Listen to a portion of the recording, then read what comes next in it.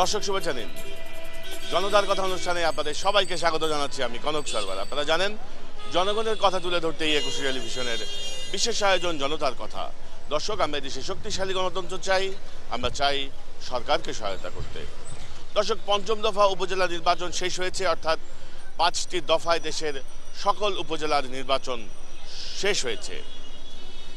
চূড়ান্ত ফলাফলে আমরা দেখছি 229টি আসনে জয়ী হয়েছে আওয়ামী লীগ, 163টিতে বিএনপি। সাধারণ মানুষ কিভাবে দেখছেন এই ফলাফল, কি মনে করেন, উপজেলা নির্বাচনের সার্বিক বিশ্লেষণ কি মনে করেন? হচ্ছে কি গণতন্ত্র, অ্যাকচুয়ালি গণতন্ত্র সংখ্যা আমাদের দেশে জনগণের ঠুকাঠুকি, বুঝছেন। এখন যার জোর বেশি সেই জিতবে। তা যেহেতু ক্ষমতাশীল দল হলো আওয়ামী লীগ, তার জনবল বেশি, সমস্ত বেশি, তাকে তো জিততেই হবে। প্রথম দফায় আপনার গভর্নমেন্ট একটু নর্মালিটি দিছিল যে দেখি নির্বাচনটা কি পর্যায়ে যায়। যখন দেখলো যে না, নির্বাচনটা খুব হার্ড লাইনে চলে গেছে, তখনই গভর্নমেন্ট দেখছে যে 5,000 নির্বাচন যদি আমার পরিপূর্ণ করতে হয়, তাহলে আমাকে ওই উপজেলা নির্বাচনে আমার জিততে হবে। আমি তো মনে করি যে সুষ্ঠু নির্বাচন হয়েছে, মানে অসুষ্ঠু কিছু হয় নাই। একটু আগে যে আমার প্রতিনিধি মানে উনি একজন যে বক্তব্য রাখলেন যে জোর করে নিয়েছে গভর্নমেন্ট, যদি জোর করে নিয়ে গেত তাহলে তো আরও সহিংসতা হইতো, অনেক কিছু হয়ে গেত গা। আপনি বললে আমি বলুম কেমনে? তাহলে আপনি বললেন আমি বলুম কেমনে? এই বললো এই যে সঠিক হয় নাই গা, এটা আমার মত। আমি যা টিভিতে যা দেখছি, আপনারা যা খাইছেন, এতে কোনো ইলেকশন না, এটা হলো সিলেকশন। আমার ভোটার আইডি আমি নিয়ে গেলাম, আমার সব কিছু দেখাইলাম, ভোট দিতে এলাম, ভোট দেওয়া হয়ে গেছে, ভোট দেওয়া হয়ে গেল। আমার ভোটটা দিল কে? এটা কোন আইন হইলো, কোন দেশে নিয়ম নীতি হইলো? আমার ভোট আমি দিতে পারলাম না। আমার জানার মতো এটা কোনো নির্বাচনই না। এই দেশে, গণতান্ত্রিক দেশে এটা কোনো নির্বাচনই না। এটা আওয়ামী লীগ মার্কার নির্বাচন। এটা 153টা আসনে এমপি নির্বাচিত, বিনা প্রতিদ্বন্দ্বিতা নির্বাচিত হয়েছে। সরকার চেয়েছিল বিএনপি না আসুক এই উপজেলা নির্বাচনে, তারা একতরফাভাবে নির্বাচন করে দেশটাকে তাদের আয়ত্ত নিয়ে যেতে। কিন্তু উপজেলা নির্বাচনে বিএনপি আসলে তাদের বিরাট সমস্যা হয়ে গেছে। এখন তারা এই ভোট কারচুপি করে তাদের গতি পাকাভুক্ত করার জন্য তারা এই কারখানা করেছে। এককভাবে এটা সরকার দলীয় নির্বাচন। এই উপজেলা নির্বাচন জাতীয় নির্বাচন তোর চেয়ে আরো নিকৃষ্ট নির্বাচন হচ্ছে উপজেলা নির্বাচন। আমি আমার ভোট দিতে পারি নাই, আমার বাড়ি সিলেটে সদর উপজেলায়, আমার ভোটটা খেয়ে দিছে, আমি নিজে কইতাম পারি না। আমি একজন সচেতন মানুষ হইয়া একটা সময় কেন্দ্রে গিয়ে আমার ভোট পাইলাম না, তা আমার ভোটটা দিল হয়ে। আমার ফেনী ডিস্ট্রিক্ট ছাগলাইয়া বাড়ি। গতকালকে আমার ওখানে নির্বাচন হয়েছে, আমরা 2 রাত্র আমরা ওখানে যাপন করতে পারি নাই। তাহলে আমি ভোট কিভাবে, আমার যে নাগরিকতা আছে, আমার যে প্রয়োগ করব, সেটা তো আমার ধুলেশ্বাস হয়ে গেছে। আমি বাড়িতে শুতে পারি নাই, তাহলে আমি কি করে আমি অধিকার প্রয়োগ করতে পারবো, আমি যে একটা দেশের নাগরিক? এটা প্রশাসনের নির্বাচন যেগুলো আওয়ামী লীগ একতরফা চাইছে, জোর করে কেউ নির্বাচন করা যায়। আমরাও তো ভোট দিতে পারি নাই, জোর করে ভোট নেওয়ার কোনো যুক্তি নেই।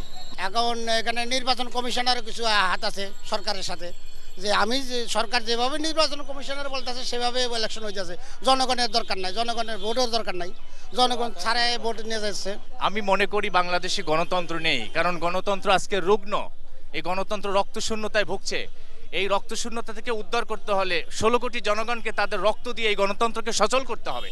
তা না হলে এই গণতন্ত্র বাঁচবে না। আর গণতন্ত্র না বাঁচলে একটি স্বাধীন দেশ বাঁচতে পারে না, পরাধীনতার শৃঙ্খলে আবদ্ধ হয়। তাই এই কোনো নির্বাচন হবে না। আজ্ঞাবহ নির্বাচন কমিশনকে বাতিল করে একটি নিরপেক্ষ নির্বাচন কমিশন গঠন করলে বাংলাদেশের স্বাধীনতা রক্ষা হবে, গণতন্ত্র রক্ষা হবে এবং সকলের অধিকার প্রতিষ্ঠিত হবে। সুতরাং এখানে স্বৈরাচার উঠেছে বাকশালের নৌকায়। সুতরাং এই নৌকা কোথায় গিয়ে অতল গহ্বরে তলিয়ে যাবে, সেখানে এই জাতীয় ধ্বংস হয়ে যাবে। এখান থেকে উদ্ধার করতে হলে জনগণকে ঐক্যবদ্ধ হয়ে নামতে হবে। বিএনপির দিকে তাকিয়ে থাকলে হবে না, 19 দলের দিকে তাকিয়ে থাকলে হবে না। ধন্যবাদ। দর্শক, আপনারা শুনছিলেন সাধারণ মানুষের মতামত। সাধারণ মানুষ বলছেন যে 5 দফায় যে উপজেলা নির্বাচন অনুষ্ঠিত হয়েছে তাতে তারা খুব বেশি সন্তুষ্ট নন, কারণ অনেকে অভিযোগ করছেন তারা ভোট কেন্দ্রে যে নিজেদের ভোটই দিতে পারেননি, কারণ তাদের ভোট দিয়ে দেওয়া হয়েছে। অনেকে বলছেন যে তারা ভোট কেন্দ্রে যেতেই পারেননি সন্ত্রাসীদের ভয়ে। পাশাপাশি আরেকটি প্রশ্ন, অনেকে বলছেন, অনেকেই মনে করেন যে এই উপজেলা নির্বাচন এবং বিগত 5ই জানুয়ারি নির্বাচনের মাধ্যমে আমাদের নির্বাচন প্রক্রিয়ায় যে একটি স্বচ্ছতা এসেছিল, সেই স্বচ্ছতা ভুলুণ্ঠিত হয়েছে। আমরা ফিরে গেছি আবার এরশাদ আমলে, যেখানে ভোট চুরি, ভোট ডাকাতি ছিল নিত্য নৈমিত্তিক ঘটনা। সাধারণ মানুষ কি মনে করেন? আমরা এরশাদ আমলের চেয়ে আরো পিছনে ফিরে গেছি। ওই ইয়াহিয়া খান, ওই বুট্টু খান, ওই যে পাকিস্তানেতে আরো বেশেবায় অবস্থায় আছি আমরা। এখন যুদ্ধের সময় মানুষ একটু শান্তি আছিল, কিন্তু আমরা বর্তমানে এইরকম কোনো শান্তিতেই নাই। সিলেট তো আরো বেশি অশান্তি। আমি স্বাধীনের পরে বহু ভোট দিছি, এইবারকার মতন নির্বাচন এত মানে এটা সুন্দর, আওয়ামী লীগ যারা বলতে সুন্দর, তাদের জন্যই সুন্দর হয়েছে এটা, আর জনগণের জন্য না, কোনো পার্টির জন্য না। গণতন্ত্র ওদের নাই বললেই চলে, যেহেতু আমাদের বাক স্বাধীনতা নাই, নিরাপত্তা নাই, আমার ভোট আমি দিতে পারলাম না, এটাই তো আমার ব্যর্থতা। 5টা সিটি কর্পোরেশন নির্বাচন হয়েছে, মেয়র নির্বাচন, সেখানে যেহেতু বিপুল ভোটে পরাজিত হয়েছে বর্তমান সরকার। আর 5 নির্বাচন যে ইলেকশনটা করছে একটা কৌশলগত নির্বাচন করছে, জাস্ট আই ওয়াশ।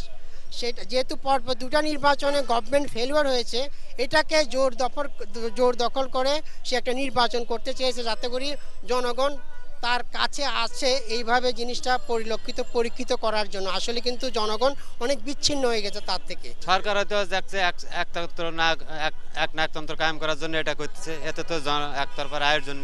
কেউ বলে আমরা পাকিস্তানি শাসক গোষ্ঠীর পরামর্শে কাজ করছি, কেউ বলছে পাকিস্তানে এই ভারতের পরামর্শে কাজ করছি। এটা তো না, আমার দেশ স্বাধীন বাংলাদেশ। স্বাধীন বাংলাদেশে গণতন্ত্র প্রক্রিয়া দেখতে হলে জননেত্রী শেখ হাসিনাও আন্দোলন করছেন গণতন্ত্রের জন্য, খালেদা জিয়াও গণতন্ত্রের জন্য আন্দোলন করছেন। তাহলে কেন আজকের এই গণতন্ত্র হত্যা করা হচ্ছে? এর জন্য দায়ী কে? ধন্যবাদ। দর্শক, আপনারা শুনছিলেন সাধারণ মানুষের মতামত। সাধারণ মানুষ কিন্তু তাদের ভাবনাগুলো অসাধারণ, তাদের বিশ্লেষণ অনেক গভীর এবং সূক্ষ্ম। দর্শক, জনতার কথা দেখুন প্রতি রবি, মঙ্গল, বুধ এবং শুক্রবার 21 পর্দায়। জনতার কথা নিয়ে হাজির হয়ে যাব আমি কনক সারওয়ার।